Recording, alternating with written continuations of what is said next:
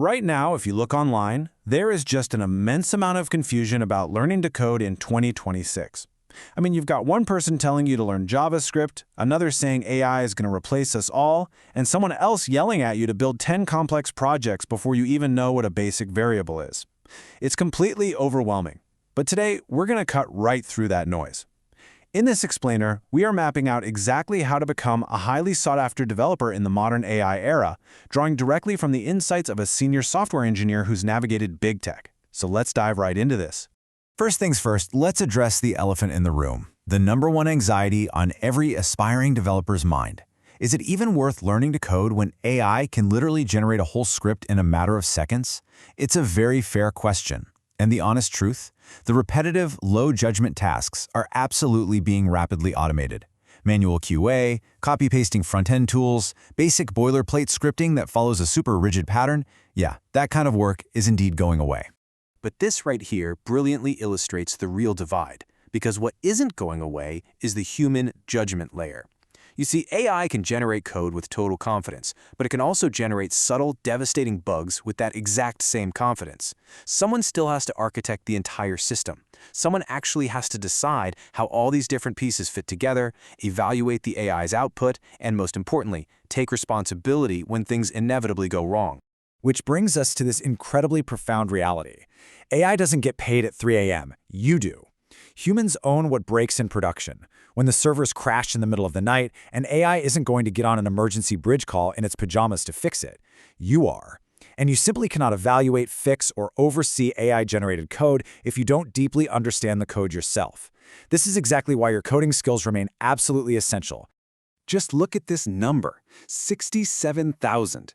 That's the amount of active software engineering job postings in just the first quarter of 2026 alone. That is a 3-year high. Despite all those layoff headlines you might see about low-judgment roles being cut, the roles that are actively opening up right now are for engineers who know how to work alongside AI tools, evaluate their output, and actually own the results. The market for that human judgment layer is booming. So, why Python dominates AI? Now that we know why we still need to code, we really need to talk about which language to learn. The sheer scale of demand right now is just staggering. We are looking at 153% year-over-year growth in the demand for Python skills in the US. A lot of people might tell you to learn Python just because it's beginner-friendly. Honestly, that's a lazy reason. You need to learn Python because this hard data proves it's your direct entry ticket to the absolute highest growth corner of the global job market right now.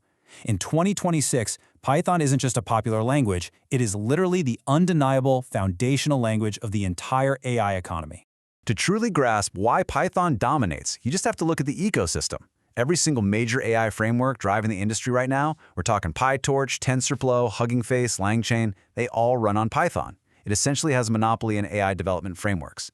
If you want to build the future of AI, you have to speak the language the future is written in, and for sure, that language is Python. Okay, so how do we actually get you there? This is the clear, concrete 2026 developer roadmap. We're going to break down the exact 3 phases to transition you from absolute zero to a fully AI-ready developer. Phase 1, mastering fundamentals. Phase 2, understanding structure. And Phase 3, building real projects. Phase 1, mastering Python fundamentals, which should take you about 4 to 6 weeks. During those initial 4 to 6 weeks, you want to aim for roughly an hour a day focused on the absolute core building blocks, variables, data types, conditionals, loops, and functions. If it drags past 6 weeks, you're probably either stuck on theory or just not writing enough actual code. But listen, before you rush through these fundamentals, you need to avoid the trap that catches almost every single beginner. You absolutely must master dictionaries. Most beginners spend way too much time on basic loops and conditionals because they feel super intuitive, but then they just gloss right over dictionaries. Please don't do that. Python's real power for handling complex data lives in iterating over nested dictionaries and mastering methods like .get. If you can't confidently extract key-value pairs, you're going to hit a massive wall in literally every real-world project you attempt. Phase 2, understanding program structure. This is where it's time to organize your software. This phase bridges the gap between writing cute, isolated, simple little scripts and actually organizing real-world software across multiple files and modules. And the very foundation of that structure is object-oriented programming.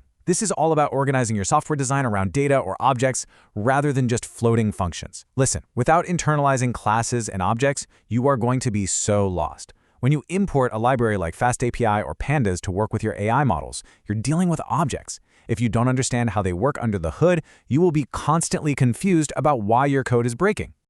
And speaking of breaking, here's the harsh reality of software engineering.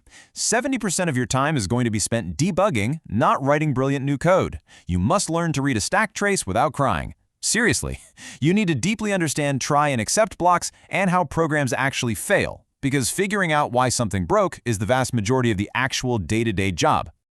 Which leads us perfectly into Phase 3, building real projects. Time to build for the real world.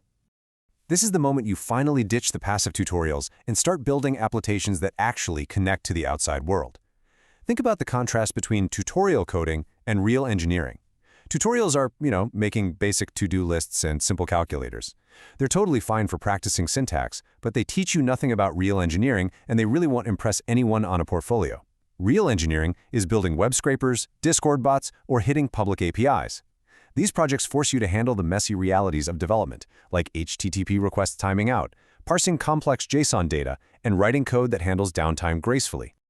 Essential professional developer skills. How to be ready from day one. Okay, so mastering Python and building projects is fantastic, but learning syntax is one thing, actually being hireable is another. These are your absolute non-negotiables. First up, Git version control. And I don't just mean committing and pushing. You really need to know branching, pull requests, and how to resolve those inevitable merge conflicts that will absolutely make you question your life choices. Spend a weekend mastering this before you build anything big. Second, you must get incredibly good at reading other people's code. Developers spend most of their time reading code they didn't even write. And as AI increases the overall velocity of code generation, you're going to be reading a massive amount of code very, very quickly. So deliberately practice reading open source projects. And hey, speaking of AI, you have to know how to use it right while you're learning. AI is not some magical shortcut. Think of it more like a tireless tutor. Using AI right means pasting in code you don't understand and asking for line-by-line explanations, or maybe writing your solution first and asking if it can be more efficient. Using it wrong, pasting your exact problem and copying the answer blindly. That teaches you absolutely nothing. And worse, it leaves you totally blind to those subtle AI mistakes we talked about earlier. So, where does all this hard work actually take you? Well, the outcomes are incredible. The Bureau of Labor Statistics projects a massive 34% job growth for data scientist roles through 2034. To put that into perspective, that is 4 times the national average for all occupations. And between 2022 and 2024 alone, AI-related developer postings jumped from 2% to 10% of all jobs. The market is moving incredibly fast, and Python is at the absolute dead center of where all this growth is happening. Let's look at how this roadmap translates into concrete career paths. Having a solid Python foundation unlocks these 5 highly in-demand roles: back-end software engineer, data scientist, machine learning engineer, and AI engineer. And for anyone out there listening who is already a mid-level Java or Go engineer, this is literally the perfect pivot.